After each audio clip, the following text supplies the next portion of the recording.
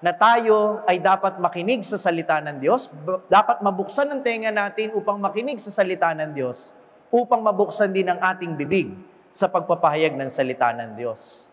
At sa ating ginagawang ito, we become sharers of the mission of Christ to evangelize, not only to people who already know Jesus, but most especially to the people who does not know Him yet.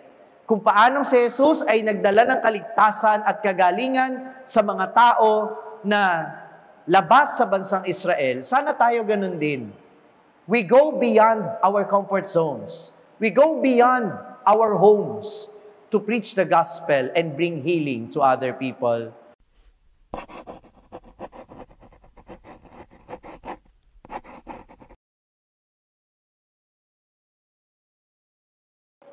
It is rather quite bizarre or weird the way Jesus healed today's patient or today's sick. Jesus, according to the gospel, put his finger into the man's ears and spitting touched his tongue. Isn't it weird? Hindi ba't kakaiba at nakakadiri pa nga yata ang ginawa ni Jesus? Kung gagawin ko ito sa inyo ngayon, papayag kaya kayo?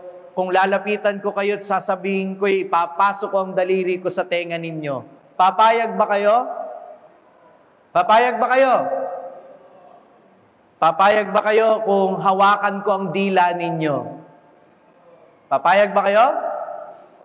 Siyempre, wala naman kayong sakit.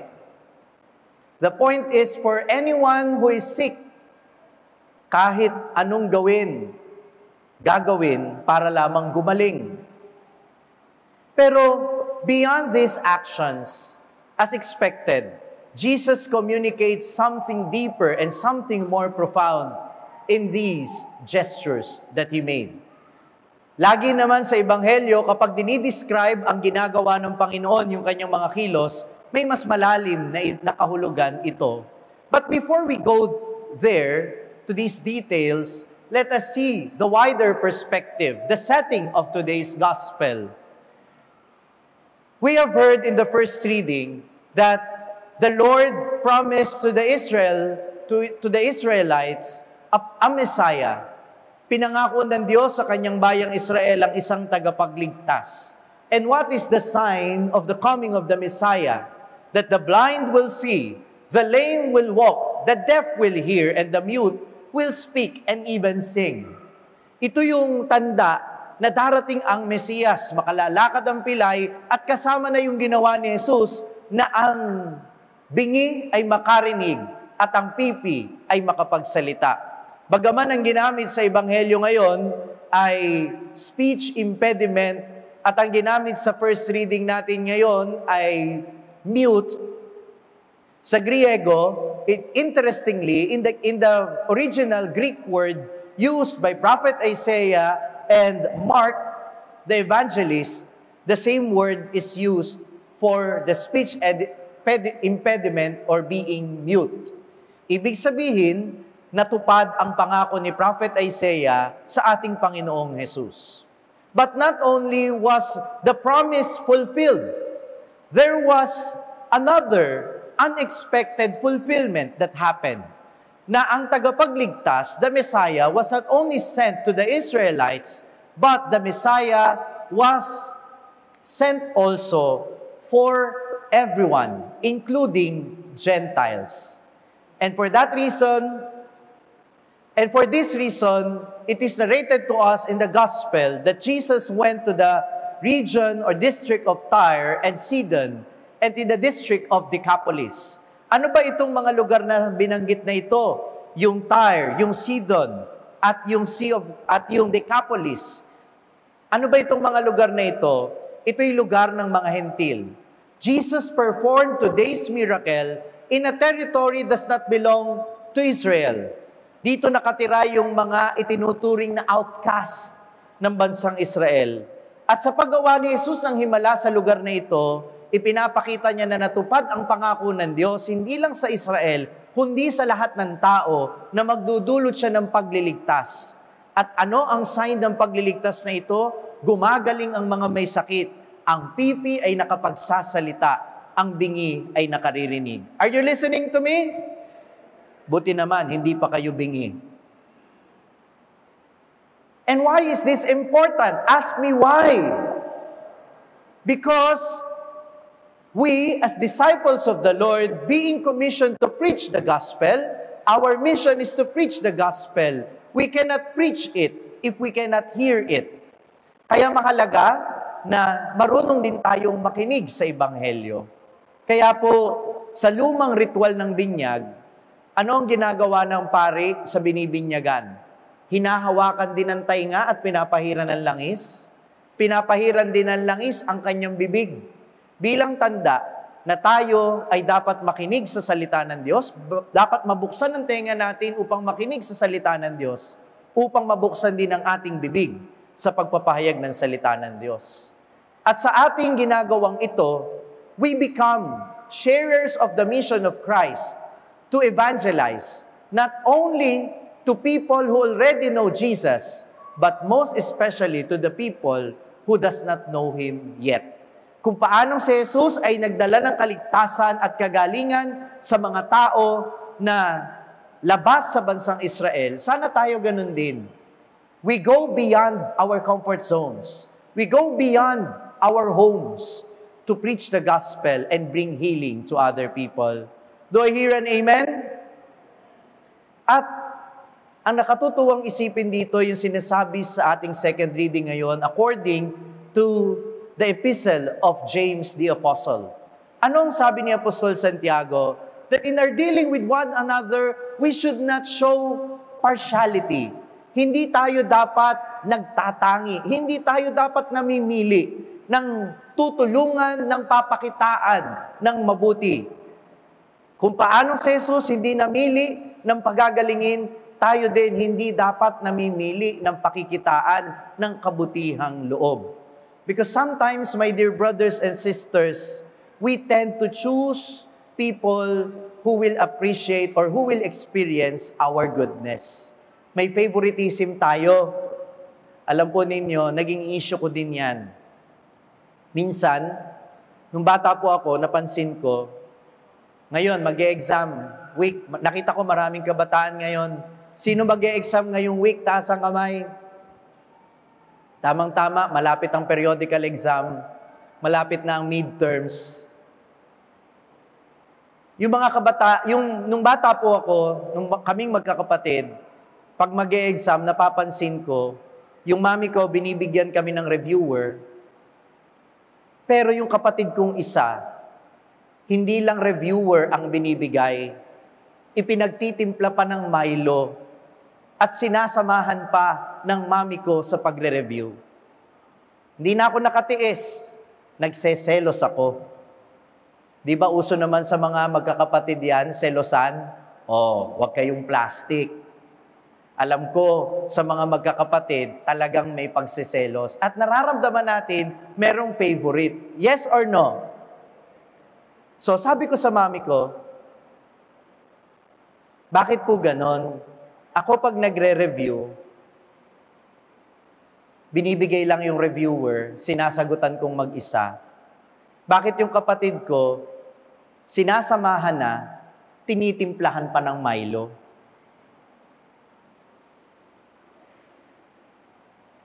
And I will always remember what my mom told me. Listen to this. She said, "Anak, hindi favoritism yun.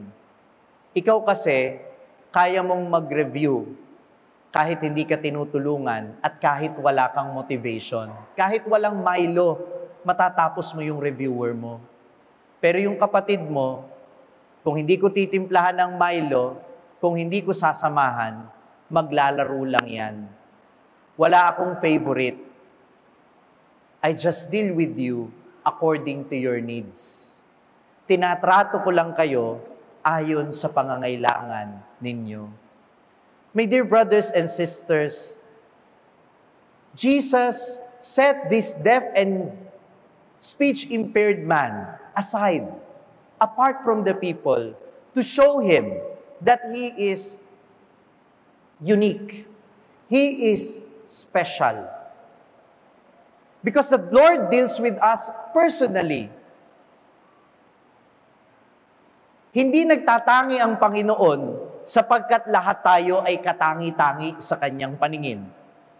The Lord does not give special treatment because we are already special to Him.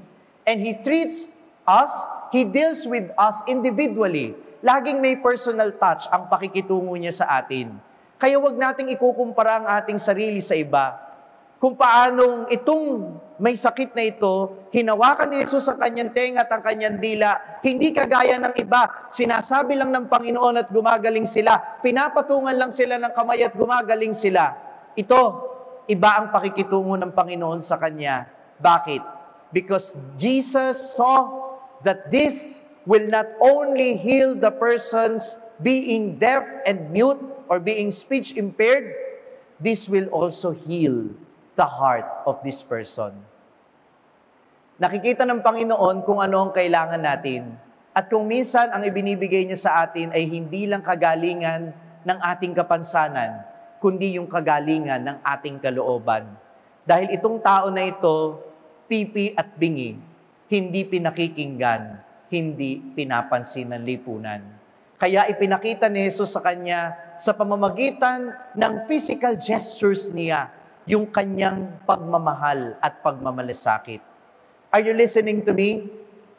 And what is today's message to each and everyone, especially to those who have family members with them or to those who have loved ones or friends? Ipinakita ni Jesus yung kanyang physical affection dito sa taong ito. Pinaramdam niya. Hindi lang niya sinabi, pinaramdam niya yung kanyang pagmamahal at pagmamalasakit. How are you in your families? Do you still show affection to one another? Ipinaparamdam pa ba ninyo ang pagmamahal sa inyong mga mahal sa buhay? Wives, listen to me. Mga may bahay, when was the last time that you massaged the shoulders of your husband? When was the last time that you said words of affirmation today to them? Husbands, when was the last time that you caressed the face of your wife or touched their hair and appreciated their beauty that you first saw in them when you first encountered them? Kailan yung huling hinawakan ang muka ng inyong mga may bahay, minamahal kong mga mister? At minamahal kong mga may bahay, kailan ninyo huling minasahe ang balikat ng inyong mga mister? I have something to tell you. Ask me what? Pagkatapos ng misang ito, pag uwi ninyo, gawin nyo yan. Tanong nyo sa akin, bakit? Pag hindi nyo ginawa, hahanapin yan sa iba.